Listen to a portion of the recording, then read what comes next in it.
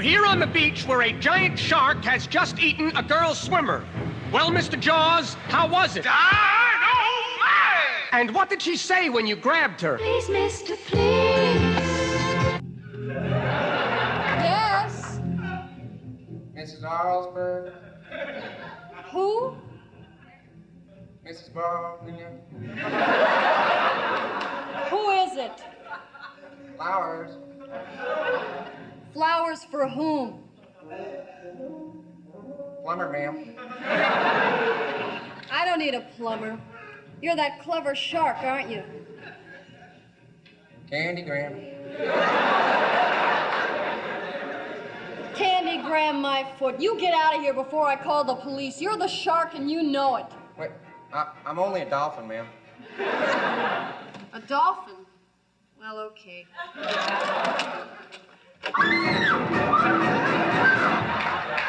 Just go to Action Park. There's no other park like it. When it's hot out, this is a great place to spend the day with your family. There are lots of big things for little kids to do. I love Action Park because it's so beautiful. It's like coming to Broadway. It's wonderful. Race like a pro. It's great. These are the most amazing rides in the world. I love it here. There's nothing in the world like Action Park. With me now is Sheriff Brody. Sheriff, what is the one word that can stop a shark? Peace is the word. Sheriff? Sheriff? Sheriff Brody, we've got a big problem here. What are you doing? No time for that now. The shark has spotted some kids in their boats. She's saying something to one of them. I wanna kiss you all over. Hey, how does it feel to be kissed by a shark? It's all right. Once you get past the pain. Hello, everybody. I'm Stu Nahan. I'd like you to meet this young man. His name, Jeff Spicoli. And, Jeff, congratulations to you. Things look kind of rough out there today. Well, I'll tell you, Stu, I did battle some humongous waves. But, you know, just like I told the guy on ABC, danger is my business. You know, a lot of people expected maybe Mark Cutback Davis or Bob Jungle Death Gerard would take the honors this year. Oh, those guys are facts. That's fantastic. Let me ask you a question. When you get out there, do you ever fear for your life? Well, Stu, I'll tell you, surfing's not a sport. It's a way of life, no hobby. It's a way of looking at that wave and saying, hey, bud, let's party.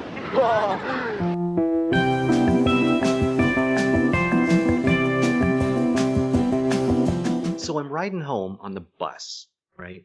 And I generally like to sit at the front of the bus, okay?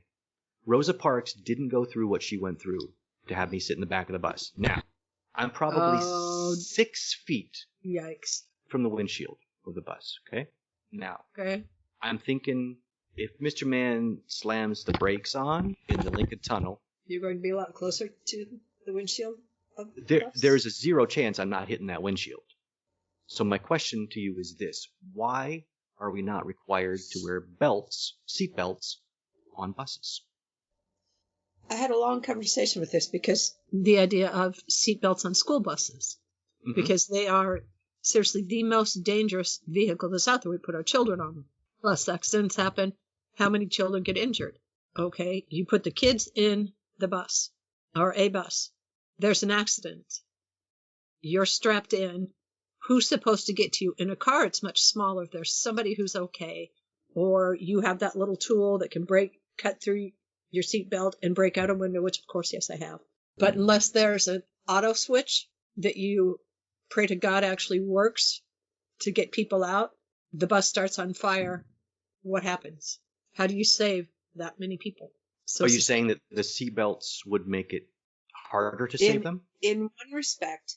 So for you today, or if that were to happen, you're not going through the windshield. But if there's a large accident, we've had a bus with a band a few years ago. A high school band members went off the road, and they were in Omaha. And I don't remember if it was 480 or 680, but it was a freeway. So it's above the ground. Now that goes off. Okay, you've got a bunch of injured kids and a bunch who are unconscious. Don't know if the bus is going to explode. It looks as though it is. How do you get them out when you have that many? If the bus driver is also injured. So it's a catch-22. You want people belted in, so that they're safer if something were to happen. But if something were to happen, you have this incredibly large, potentially, you have this incredibly large number of people that you have to try and get to.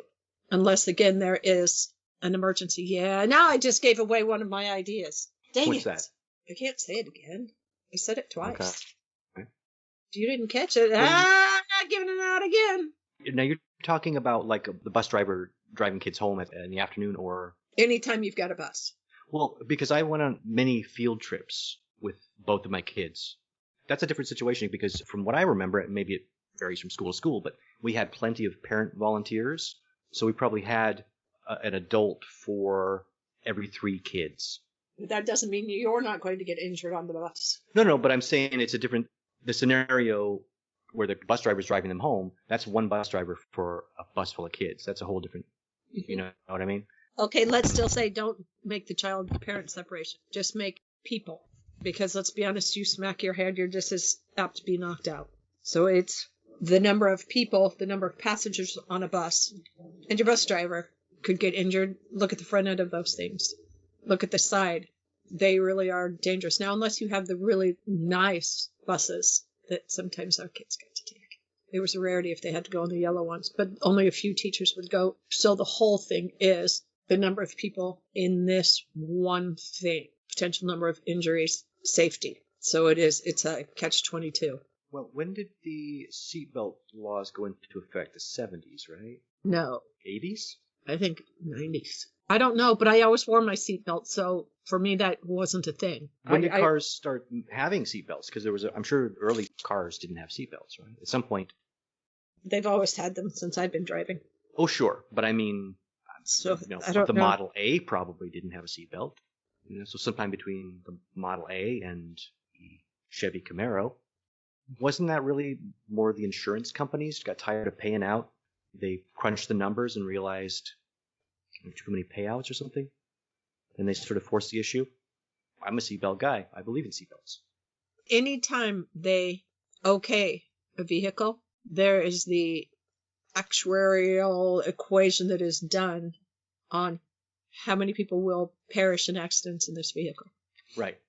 And I remember that really came out in the public with the Pinto, when everybody was saying, oh, if you get hit in the rear end of the Pinto, it's going to explode and kill you all. Well, I drove a Pinto for a while, so I did a little research, discovered that it was only about 2 or 3 years of production, and the possibility was slim. It was because there was a bolt someplace else, and if you got hit just right, that bolt could potentially puncture the gas tank.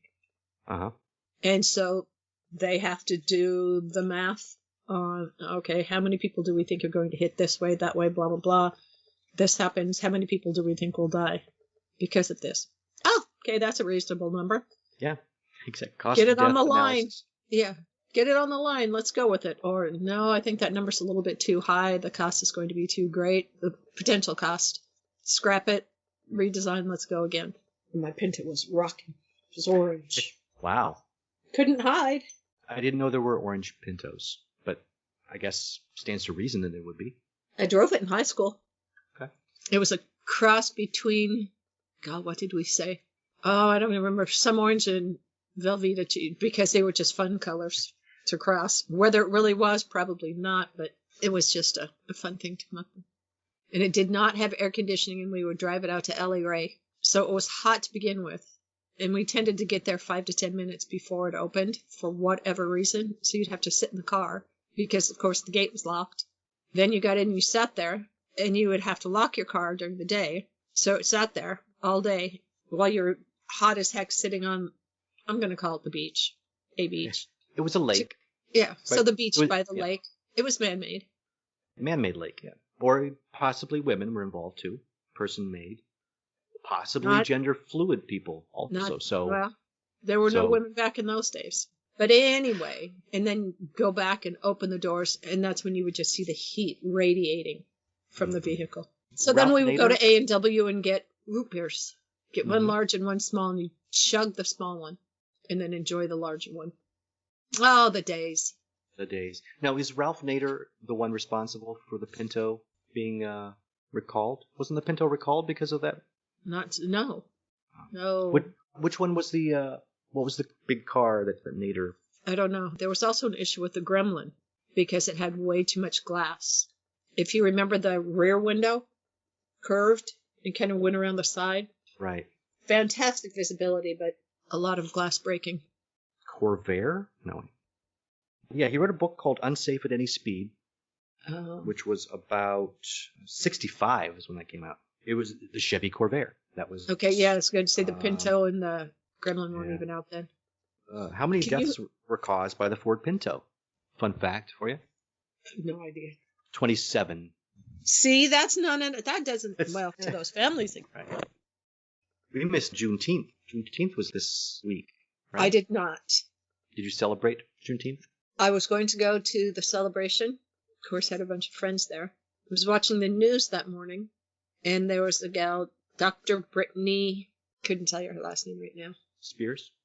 No. Talking about the whole Juneteenth and what it means. And it's cause for celebration. And she said, and this is not verbatim, I don't know why white people want to celebrate this, or why white people celebrate this. And I thought, oh, crap, are you kidding me? Already we're starting with this? And she went on a little bit, and I thought, and this isn't a universal thing, and so I have to be careful. I'm going to have a talk with one of my friends about some of this who is in different things. You know, most of us want to be allies in many of these situations. And so you read, you listen to learn, you have conversations. I went to a diversity salon. I was invited, and it was a fantastic event. There were probably 30 of us, and we split up into different groups and had different conversations, and we were of different races, different ethnicities that had very different life experiences. That was a fantastic experience. And then we were going to have more, and then COVID struck. So we'll start them up again. But I had been at an event down at the Capitol one day, hoping to hear some of my indigenous friends speak and sing and play drums. But I got there, and for the 1 hour I was able to stay, was men yelling and saying, it's your fault, you did this, it's all your fault, it's your fault, you did. For an hour, then talking about saying I'm not complaining, but I've given up this and I've given up that, for I sleep on the floor. And I thought, the friend who I was working through had spent years living on the reservation, and people don't have furniture and don't have all of these things. Well, he got very sick, and so they'd been purchasing furniture and different things and bringing them out there. Well, he got sick, and I was helping, and so I was out getting stuff, which you just do as a friend. He couldn't, and it's what he would have been doing. You support your friends, you do what you can. But to have this person yelling and pointing fingers and telling us how we were all so awful just kind of zapped everything. And I remember, and I want to say it was Michael Steele, who I heard talking before, saying, who is the past head of the RNC, that what people in all these things to understand, it's not your fault that these things were done. So many of these things were done before we were all alive, but it is our responsibility to do what we can to help and improve the situations and make things better now. And I was like, yes. So when people go wackadoodle, I just remember that. Recenter, refocus, and it's like, okay, one bad apple don't spoil the whole bunch. Exactly. Your race is genetic luck, not because of anything I did. And I understand that I benefit in ways that I probably don't even understand because I'm white, but I have every right to be an ally to other people. There are people who are looking to divide, nobody I know would act like that. It's kind of interesting. I was talking to a very good friend of mine who is Afro-Indigenous, and I was telling her what had happened down at the Capitol because I saw her. I was talking to her just for a few minutes before I left, and I was saying, I'm not going to let that turn me away from what I'm doing. And she's like, that's right. It's the cause, not the person in that situation. You can't it was discouraging and it was disheartening that day. But it was kind of like, don't let what that one person said turn you away from everybody else who who is good. And what I have learned from one gal, and again, I don't say names, is do things in a good way, which is a very important part of the philosophy in that culture. So I tossed that guy's speech to the side and been lucky enough to have opportunities to do other things. So, bad guy. There you go. Not today, Satan. Mm-hmm. Mm-hmm. Speaking of which, President Biden is not being allowed to receive communion. Now, I was not raised Catholic, but I was raised Catholic adjacent because my mother had been a Catholic. So I went to plenty of weddings and funerals and stuff, but not communion. But I understand the rituals and everything. So what do you think about that? Having been raised Catholic, I think it's ridiculous.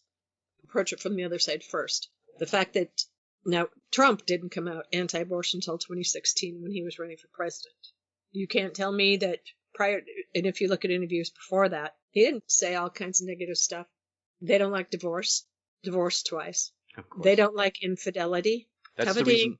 The reason. We don't is the reason. covet, and how much Exactly. coveting has gone on, and all these things. So there's the hypocrisy on this side. There is the separation, supposed to be separation of church and state. Now, as he says, he's not saying, "Oh yeah, it's a fantastic thing. Everybody, all you women, get out there and get one. Get two if you feel good about it. Come on, get as many." No, he is a devout Catholic. He doesn't personally, from everything I understand, believe in it for himself, for his family. Well, you know what I mean when I say for himself. I don't mean him physically. I mean in his immediate family. Did Joe Biden but get he an abortion? understands. You know what I meant, and that's why I said it. No, that's. I wasn't making fun of you. It seems Of course, they're saying that he got an abortion. But the thing is, separation of church and state. He may feel one way about it, but he understands then that you shouldn't legislate so much off of your personal beliefs. Now, you use them as a moral guide, but to go up to communion and have them stand there, and if somebody looked at me and said, "Do you believe in abortion?" None of your effing business. And it really isn't, when there are so many other things. The church I used to attend, because in this town, they kind of like the same thing that schools do. If you live in this area, you attend this school. They do that with the Catholic Church here in this town. You live in this area, you're assigned to a particular church. Well, there was another one I liked better, so I went there. That's one where I think I had told you right before the election, with orange cones in front of it. They had this big truck with a trailer that had all kinds of Republican flags and signs and all kinds of stuff. And that thing sat there for days. They will, starting a month or two before elections, the people from Right to Life, during every mass, will go out and put flyers under windshield wipers, to inform you who to vote for, because we all aren't smart enough to figure that stuff out on our own. I left mass early one day, chased the guy down, said, "Here." I seriously did. You know this back. And he looked confused, and he was a nice enough fellow, and I said, "I don't want this." I said, "I do not want political propaganda on my windshield when I come to celebrate my faith." And I had thought about parking myself out there early and just going and bringing my own big bag, taking it off every window at every mass. But this is the same church who's doing this in this same diocese. Every diocese in the United States was being audited when all of the stuff was coming out more and more about altar boys and being molested. Yeah, that is a big problem. The bishop in this area was the only one who said no. Seriously, out of the entirety of the United States. Oh, if something was going on, I would know it, blah, blah, blah, blah, blah, blah, blah. Well, he always seemed, if you saw him, he's creepy. He'd be the guy in the horror show that you don't have to put makeup on. He's got that creepy, "I wouldn't let my son anywhere near you" kind of smile. Yeah. Well, then guess what? He retires. A new guy comes in, says, "Come in with the audit," and guess what they find? For years, this old priest was doing it, that old priest was doing it, this guy was doing it, that guy was doing it, and of course he knew. They have proof that he knew, which is, of course, why he didn't allow the audit. Have they done anything to him? No. Did they transfer him at least? That's how they usually deal he's with retired, but this guy had already retired. So he's still living in a house that we're paying. Well, I don't go there anymore. A house that the church is paying for, has all of his retirement benefits. But a priest who was about my age, who had been at a party with family and friends who'd been friends forever, got this 17, 18-year-old. It's like, "Yeah, will you grab me a drink?" He did. I'm sure he maybe thought better of it. He gets reported. He loses pretty much everything. But protect those people sexually assaulting young boys. Is there anything else we can get for you? The Vatican has even admitted that it wasn't just a couple of bad apples. It was like systemic, and they paid out. I mean, it was in the budget. They budgeted for it. Yeah. So. And then the Boy Scouts who go through there don't want to let gay men, although they had to back off that, be scout leaders. It's like, okay, so you obviously aren't smart enough to understand pedophilia, which turn around and look at it, your own church, peeps. I think they don't consider that gay, because I think they consider gay being a consensual thing, which is dirty. What they're doing... They didn't want any gay scout leaders for fear that they were going to molest the boys, because obviously if you were a gay man, then you were attracted to young boys. What? Oh, of course. Well, that's... Yeah, I mean, that's... Uh-oh, somebody's got her little ire up, doesn't she? People have thought that that's a common thing. I mean, homosexuality and pedophilia have been lumped together forever. Well, it ticks me off because there's not a single male or female person who is attracted to the same gender who would ever look at a child. So yeah, but I know what you're saying, and you and I probably both agree on this though.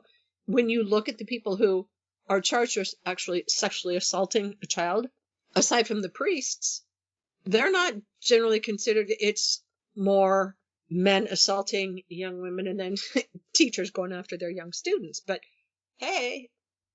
Yeah, it's adults who have close proximity to children. And you have to figure it's just a fact that a certain percentage of people in those jobs where they have close proximity to kids are there by design.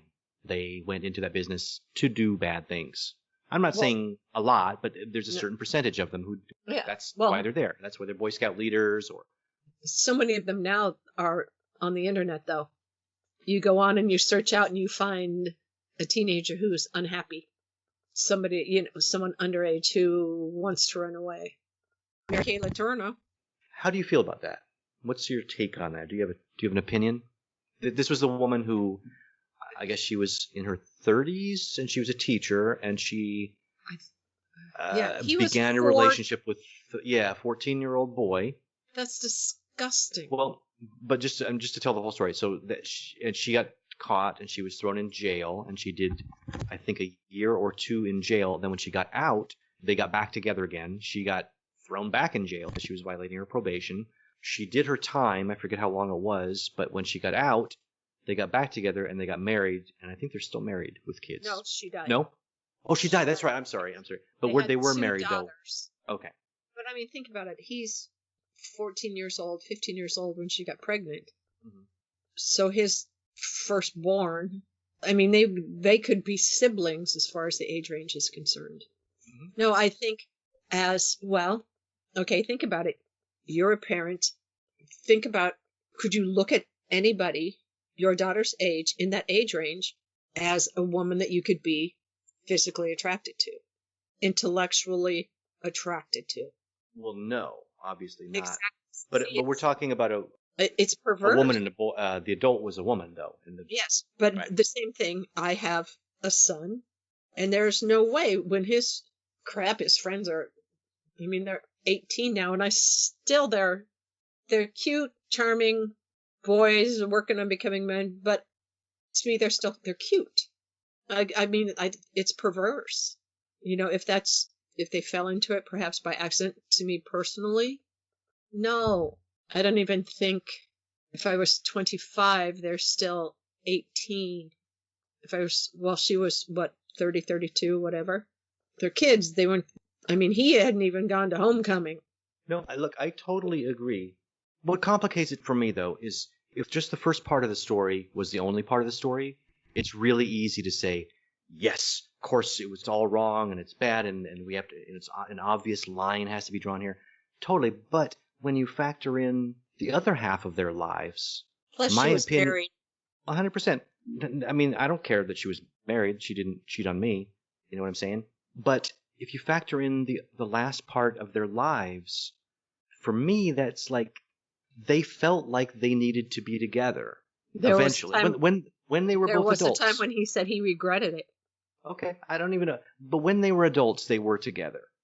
And I think it's similar to the Woody Allen situation, which we don't have time to discuss in detail, but people talk about the Soon-Yi situation. First of all, she wasn't his daughter. Yes, it's a weird situation. I mean, she was the daughter of his girlfriend, whom he didn't live with, but it's still weird. He knew her as a daughter person. Hadn't he kind of helped raise her in those situations? Didn't they do family things? Did not. They're weirdos. I mean, if you read the books about Woody and Mia, they're both completely nuts. Their relationship wasn't like that at all. He was not a father to anybody, except when they had kids together. He was a father to that kid, or two of them, I guess. But the adopted ones, because she adopted those before she got with Woody. Yeah. Anyway, I'm not saying whatever. I mean, but the fact is, as ugly as we want to make that story and say yes, he clearly was whatever we say he was doing. The fact is, they are married. They're still married. They have children together, and they have both spoken out publicly. Soon-Yi gave a very impassioned story to Vanity Fair or someplace, and it's like, okay, yeah, how they got together definitely seems weird. Objectively seems weird. How old wasn't she? At least 18. Officially, the story was she was 18. Mia has her own stories, and I don't want to get into the Dylan thing at all, but what happened is Mia found a photograph, a Polaroid, I guess, that Woody had taken of Soon-Yi naked or topless. And Soon-Yi had hidden it, but I think either it fell out of her book or Mia was snooping around. Who knows? She found this photograph. Soon-Yi was 18 at the time that she found the photograph. But Mia I'm sure Mia was torn apart. As crazy as the relationship was, I'm sure she still was torn apart by it. I get that. 100%. Oh, it would have been devastating. I'm sure she felt so betrayed. Yeah. Not only are you in a relationship with someone else, but you are in a relationship with my daughter. Oh, it would be devastating. I would flip. I would absolutely flip. But the story officially is that they did not get together until she was 18. We don't know. As far as I'm concerned, when it's 30 years later, I honestly don't care.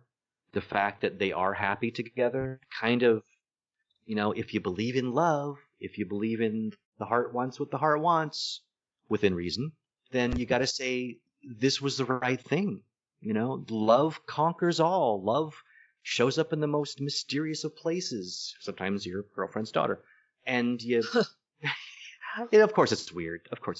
But see, I just think sometimes you have to, if you know it's wrong, sometimes the heart doesn't get what the heart wants, though, in that situation. And yes, they are together 30 years later, but I think it could have been handled differently. Have enough respect for the woman who you have been with for how many years to say, look, Mia, my heart's not here anymore. Right, wrong, indifferent. I have fallen for her, and we want to see what's going to happen. We want to see where this is going to take us. This is Woody Allen we're talking about. He's not I don't think he's a touchy-feely guy when it comes to... I'm just saying, situationally Yeah, he should have. That's kind of like when people are married and they cheat. It's disrespectful. If you want to cheat, if you know you want to go that way, get out first. Right. Oh, I totally agree. At the very least, it's disrespectful towards her. I totally agree with that. And I suppose I shouldn't, I shouldn't, not saying I've done anything, people, but I shouldn't sit over here on my attempting to sit on moral high ground. I've made my own share of boo-boos, I suppose. Well, and you get up and you learn from your boo. Do you learn from your boo-boos? Or you? Oh, yeah. Okay, then that's a good kind of boo-boo. I learned from other people's boo-boos when they discussed them with me. Yeah. Hey, boo-boo. There is a commercial that has them in there. It's Bear Country and Outcome. Oh, that's kind of cute. It's a fake. The real Yogi Bear is dead. Sorry. That's a fake Fogy Bear. Yeah, but that's, sometimes those types of commercials can be just... But perhaps it's the affinity that I have for Yog and boo-boo. So I caught a little bit of the reunion shows I caught a little bit of All My Children reunion, and they're doing it with Scrubs. Okay. Which I thought was a funny show. And reunion show, you mean like the Friends where they sit around and laugh about the scenes, or are they doing a new episode? No. Okay. And they talk about, what happened, how long they were together, and they get a whole bunch of the other people there were 4 shows that they were doing it for. But the final show on All My Children, I used to watch it, was JR, who was Adam Chandler's son, so JR Chandler, shot into this party. But we never know who he shot. And it may be that the actor who played the character actually knows who was supposed to be shot. He was making something about having to sign an NDA, blah, blah, blah, so he wouldn't say anything. But he could have shot Erica, who was the Erica Kane. Any other All My Children watchers out there? Susan Lucci. I know that that actually crossed into pop culture. So even I know who that is. Could have shot her, could have shot his father, could have all these. And I really stunk for that show to go, because even with all the crazy stories that soap operas have to have, there was some good stuff. I'd watched The Thing for years. But I finally watched the end of Lucifer. And? I hated to see the show end. Because I was invested in the characters and I really liked the storyline. But you can't be disappointed with the way it... I was not at all disappointed with the way it ended. It was surprising how it was coming about, but it was a darn good ending. So if anybody's watching out there, it's worth it. So I have actually gone back and started watching from the beginning. And how many seasons? Gotten 5. 5 seasons. But I can binge. Yeah, and me too. When you're watching on Netflix, there aren't commercials. There's a fade out every now and then, if it were on a regular network. And I think perhaps it started on a regular network, but it does that quick fade to black and then pops back in. So that's just a momentary thing we have to deal with. But it's very good. It's very good. Uh-huh. And it turns out I also finished The Crown. Okay. It ended, I thought for whatever reason, I thought the story continued longer than it does. So I had no idea that I was watching the final episode. Oh, no. But that's okay. Did it leave on a definitive note, or is it a cliffhanger, or is that the end of the series? Or are doing a second season, or no? Oh, there are multiple seasons. Oh, okay. It ends at a big family celebration, a big family photo, and the last face you see is Diana's. And of course, they've made it to the point where neither of the two in the relationship are happy and trying to get out. If he treated her in the relationship the way it seems, he really was a insert unkind words. Charles really was very, very unkind to her, but it wasn't anything he chose.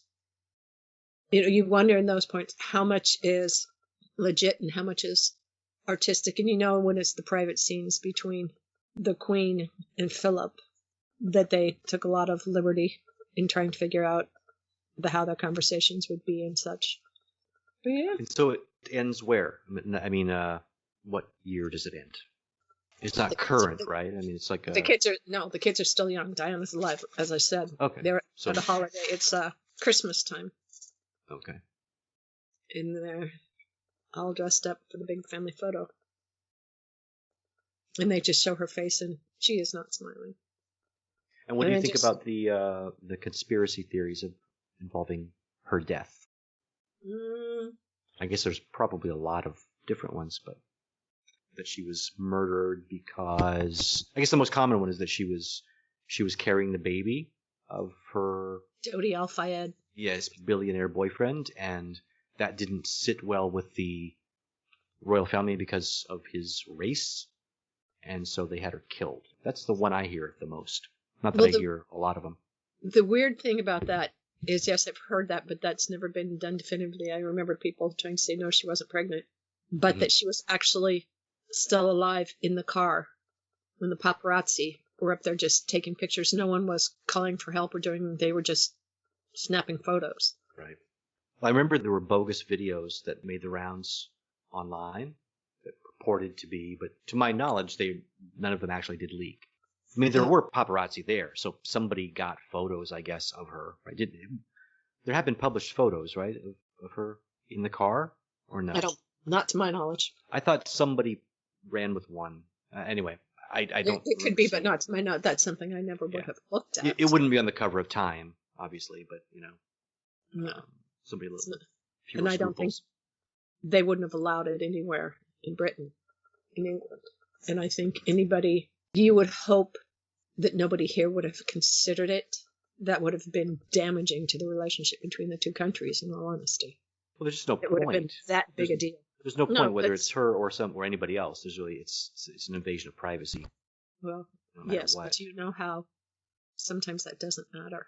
Well, do you remember they ran, actually, the Enquirer, the Globe, one of those, a picture of Ted Bundy after he had been electrocuted, and then Nicole Brown Simpson with a black box over her neck, or a black rectangle over her neck. Yeah, I don't know if that was on the cover or on the inside, but yes, that was in one of those rags. If your parent is somebody that famous, you really have to insulate yourself from all media, don't you? Because there's a ton of things that they shouldn't be seeing about her, not her in particular, but well, yeah, I guess you have to either choose to just ignore it, or it would be impossible to shield yourself completely.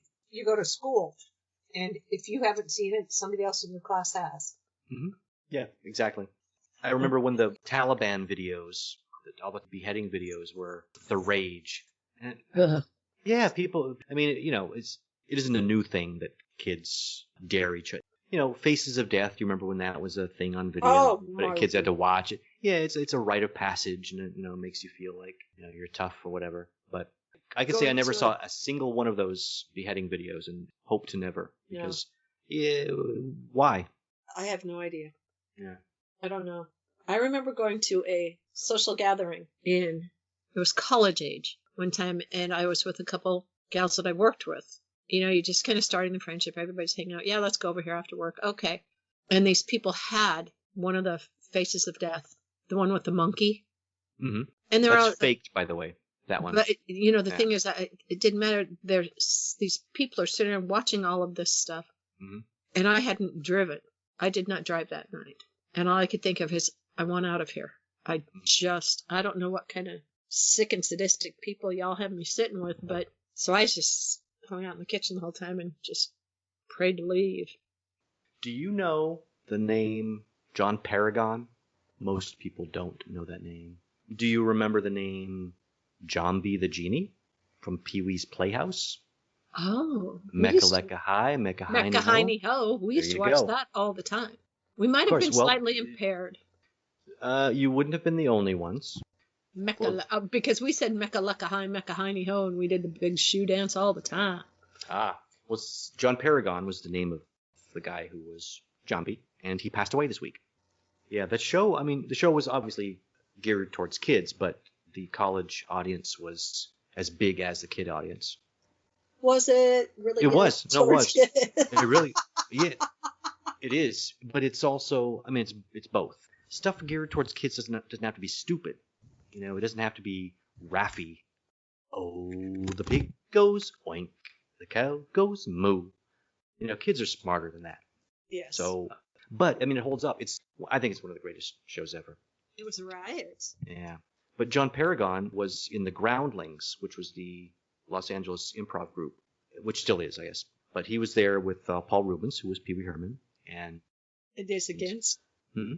Still is, still was, always will be. Exactly. Lynn Stewart, who was Miss Yvonne, and Lorraine Newman, who was on SNL, and Cassandra Peterson, who was Elvira, Mistress of the Dark. And John Paragon was on her show, Elvira's Movie Macabre. He was the breather. He would call, and he was like an obscene phone caller, and he was always covered in sweat. So that's who was calling me all those years? It could have been. Or a copycat. Possibly. No originality these days. It's kind of fun how they all cross over. Yeah. Oh, I think Phil Hartman might have been part of that too, now that I think about it. Oh, that's true. Yeah. He goes way back to the very first Pee-wee show wasn't geared to kids. It was like an off-Broadway show called the Pee Wee Herman Show, and it was a kids show. It was clearly geared towards adults. Not R-rated, but more innuendo, but the Playhouse was entirely a kids show. You know who else did? The gentleman, and I can't think of his name, his last name starts with B, who played Herb Tarlick. Oh, yeah, Frank Bonner. Right, Bonner, Frank yes. Bonner from WKRP and since WKRP. exactly. I could tell you where I got it, and you tell somebody else. None everybody'd know. Were you a fan of that show? Did you watch that? Holy buckets. Yeah. Yes. There are bunches of them. Yeah. Do you remember there was a movie that it was kind of, I don't think it was officially a spin-off of, but it was basically a spin-off of a movie called FM. I do remember. Yes, yeah, the soundtrack was pretty popular. I don't think the movie did much business, but the soundtrack was big. But that was kind of the movie version of WKRP. It was like a guy who was, I guess, from the city, and he was transported to a smaller town radio station, and hilarity ensued. I mean, what could be more classic than the turkey episode, the Thanksgiving episode? Everybody remembers that one. Yeah. And the Christmas. I don't care what the white man says. Santa Claus is a black man. Venus flytrap. I mean, I do remember the show. I don't think I was a regular viewer of it. I remember it, but I think I pretty much given up on sitcoms at that point. Les Nessman always had a Band-Aid. And he had put tape on the floor to mark his office because he thought he should have an office, and you actually had to go and fake knock on the door, and he would open his fake door. Right. Or, and what was the boss of the place? Mr. Andy. Andy was the program director. Mm-hmm. He was the guy that had the bicycle shop in the very special episode of Different Strokes. Mr. Carlson. Mr. Carlson, yeah. Yeah, he played the very special episode of Different Strokes where Arnold's best friend, Dudley, got molested by a guy who ran a bicycle shop. He played the guy in the bicycle shop and surprisingly didn't ruin his career. Wow. Yeah. Perhaps enough people didn't cross over. Different Strokes. That was like top 5 show. A lot of people. Yeah, back when you only had 3 choices too. Millions of people saw it. Maybe they didn't place it though. Maybe. What I'm saying is by the time the people who were watching WKRP in Cincinnati on the regular were not watching Different Strokes. Oh. Are we being classist here? You're saying there's a different class of people? No, I'm age. Hi. Well, no, I wasn't going racial. I mean, like, no, people and I'm who saying watched, age. WKRP might be a little more sophisticated. Is that what you're saying? Maybe. See, I wasn't a big difference. Different Strokes is awful. Are you kidding? Different Strokes is pathetically awful. It's the worst. No, it isn't the worst, but it's Small Wonder would be the worst. Do you remember that one? The robot girl? No. Ooh. Well, that's, yeah. It's probably late 80s. But I didn't watch Elf. I didn't watch Blossom. This is what I'm saying. A lot of those that were probably... I just had other things to do. I was playing and hanging out with my friends and who knows. But I wasn't sitting around the television as much.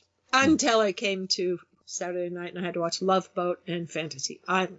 Then I was there. Okay, so Celebrity Dating Game, a new show. Carson Kressley is the first celebrity. That's a guy from Queer Eye, is that right? Yes. Okay. I think he's a riot. But he's one of the hosts? I thought Michael Bolton was the host. He's the first celebrity. Oh, he was the contestant. Okay. Yes. Got it. And so, what's your report? Is it? I watched it last week. It was a little bit, sort of, kind of. Who was it? I didn't really listen. Carmen Electra and Nicole Byers were the celebrities. Okay. So it's the same premise, same format as the 60s and 70s show, right? They have a bachelor or bachelorette, and they interview 3 potential dates. Yes. And they ask very sexually suggestive, as suggestive as you can be on TV. If you were a roller coaster, what would you be called? Or if you were a ride at a amusement park or whatever. But the set looks a lot the same. Bachelor number 3, if I was your lunch, what part of me would you eat first?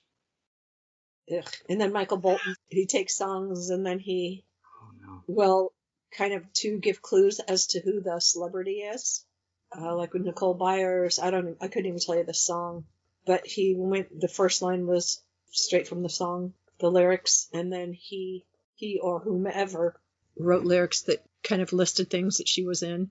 But I mean, how can you not tell Carson Kressley's voice if you know any? So part of the game now is to guess who the celebrity. So they're aware that it's a celebrity, but they're not aware who. Is that right? Correct. If they guess, do they get something above and beyond, like a toaster oven or something? Or hey, toaster ovens are all the rage. Hey, I got one myself. Dr. Oz did a whole thing on things you can make in toaster ovens. Oh, well, okay. Mine's an air fryer as well. Oh. Which strikes me as somewhat feminine, but it's also Black & Decker. No, so air fryers that kind of evens out. Air fryers are fantastic. Yeah. I feel like I learned a lot of things during From the pandemic. talking with me, I know. That too. People do. I meant in a bigger sense. Oh, it gets bigger? In a broader sense. Well, I'll let it get broader. And one thing I thought I taught myself was no more shaking hands. All right? I wasn't that wild about shaking hands anyway, although I always shook hands. I mean, any hand that was extended to me, of course I shook it. But, reflecting on it over 14 months, that's something I could certainly leave behind. I'm okay with a fist bump or an elbow bump or a bow, something very civil. Curtsy? Well, for the ladies, maybe. I'm still a little old-fashioned when it comes to curtsies. But no, you know what? No, Lee. This is the 20th century. Anybody can curtsy. This is 21st century. Yes, and anyone can curtsy. Go with however you're feeling at the moment. When you don't touch anybody for 14 months, and then suddenly you touch somebody's hand, you realize it's sweaty. On a good day, it's sweaty, right? No. What kind of people's hands have you been shaking? Well, it's 98 degrees in New York right now, so... Same here. Yeah. And so the second time my hand was extended toward me, I instinctively shook it again and thought, come on, this is so gross. You've got a myriad of choices. You got the fist bump, you got the elbow bump. And then the third time, I just kind of gave up and said, did I just forget? Did I just completely not learn anything in the 14 months? Am I just going to shake hands from now on? I need help. Mary, I need help. I mean, I guess you don't know when the last time they washed their hands. No, you don't. And I mean, But I've been in plenty of bathrooms, plenty of men's public restrooms to witness the fact that maybe 2 out of 5 guys wash their hands on the way out. Maybe 2 out of 5. Okay, now that's vile. Because that's a direct contact situation. It's me and one other guy, by the way. Yeah. But, no, people don't you even stand think. there, you're like, I'm just for the sake of research. You go to some nice club or a nice restaurant and volunteer to be the restroom attendant for any. You bring your own little towels and things in. Sir, we don't have a restroom attendant. Yes, I know. I'm doing research.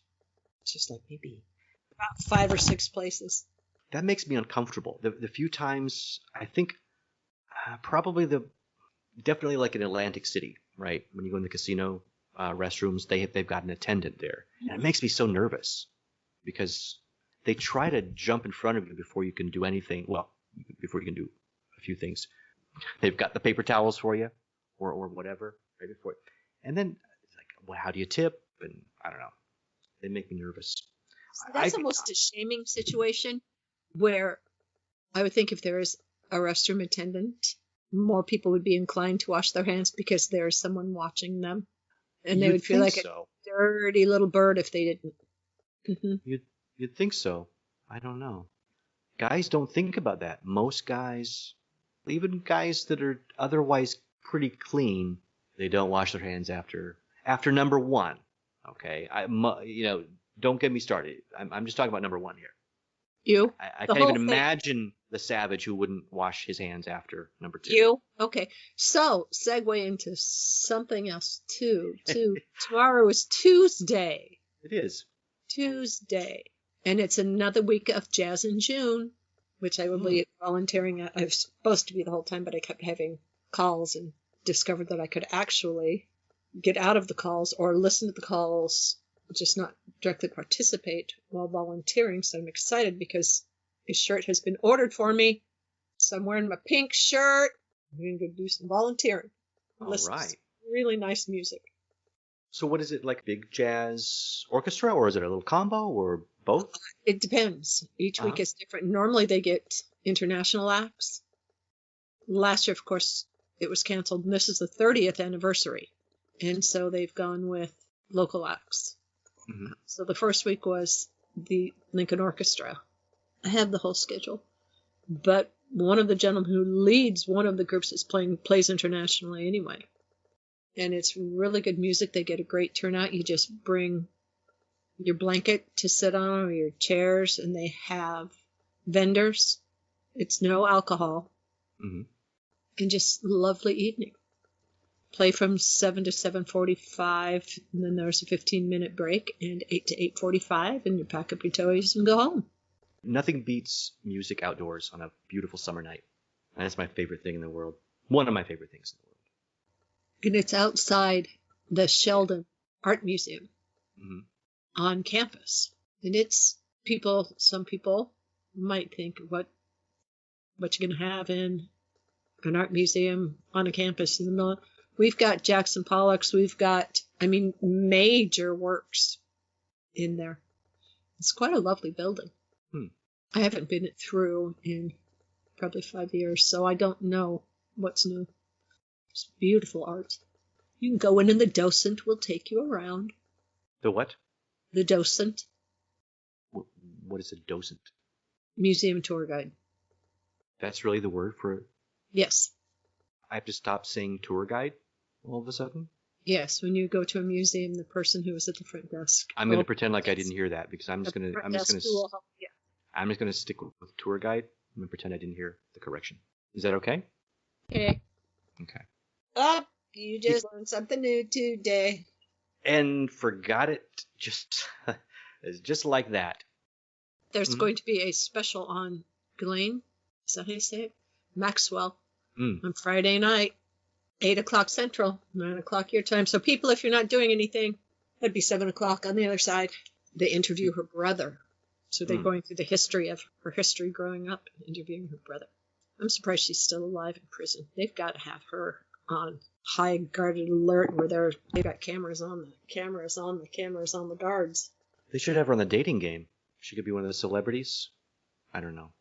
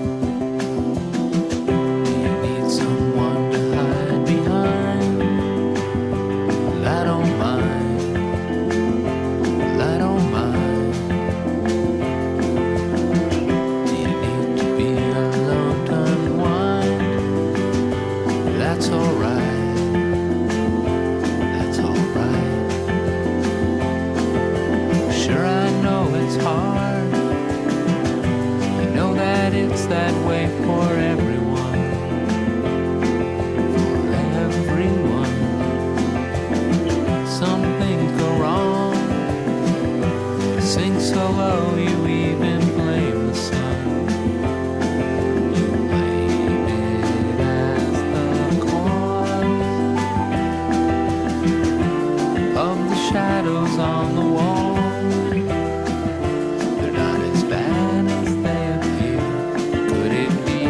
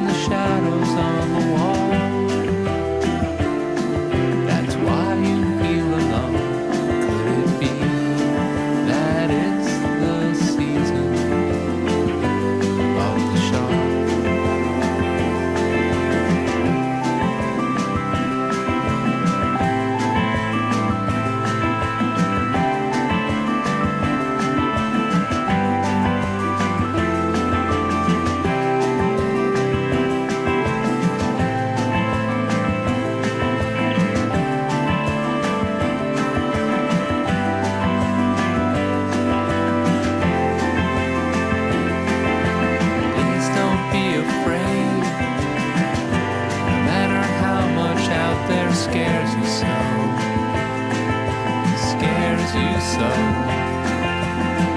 Just look around. If it's not me, then someone else you know.